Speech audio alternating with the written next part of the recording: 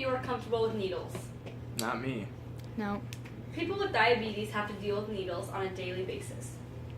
Today, I'm going to talk to you about what diabetes is, the different types of diabetes, the effects of diabetes, and also what people with diabetes have to do to maintain their health. So what is diabetes? Diabetes is a chronic and sometimes fatal disease where the body cannot produce insulin or cannot properly use the insulin that it does produce. Insulin is a hormone that controls the amount of sugar in our blood. Since diabetics don't have the insulin they need, their blood sugar rises, which can lead to damage to organs, blood vessels, and nerves. There are different types of diabetes: type 1, type 2, and gestational diabetes. First, we'll talk about type 1. Type 1 diabetes occurs when the immune system mistakenly attacks and kills the beta cells of the pancreas. No or very little insulin is released into the body, and as a result, sugar blood builds up into our blood instead of being used as energy. About 5 to 10% of people with diabetes have type 1 diabetes. Type 1 diabetes generally develops in children or adolescents, but can develop in adulthood. Type 1 diabetes is always triggered with insulin. Meal planning also helps with keeping blood sugars at a good level. Now we'll move on to type 2 diabetes. Type 2 diabetes is the most common type of diabetes. It occurs when the body can't produce the insulin that is released or doesn't make enough. As a result, the sugar builds up once again and causes high blood sugar. Type 2 diabetes more often develops in adults, but it can also develop in children. Depending on the severity of type 2 diabetes, it may be managed through physical activity and meal planning, but if it cannot be managed, then insulin or other medications is what they will use. Now I'll talk to you about gestational diabetes.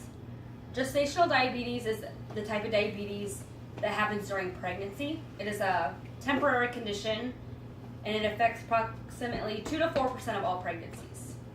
It increases the risk of diabetes for both the children and mother later on in life. I had gestational diabetes with my son. I was able to manage it with meal planning, but I also had to take my blood sugar 4 times a day.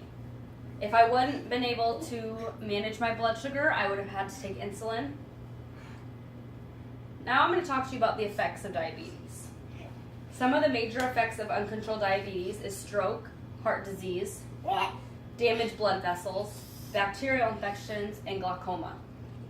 Often, diabetics will develop neuropathy.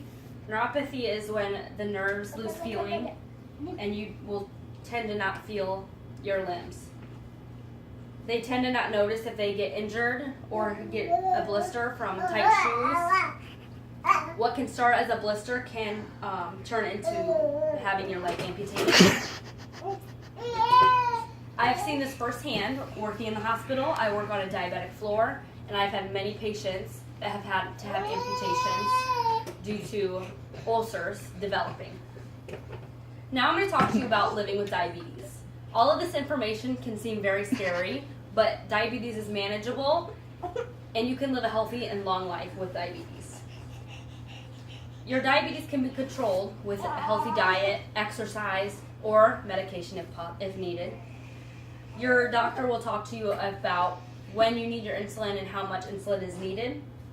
But the best way to live with diabetes healthy and long is to check your sugars regularly and at every meal, and exercise and eating healthy is always plays a huge part in that as well. So in conclusion, diabetes is a disease that affects over 29 million Americans who must take steps to prevent complications.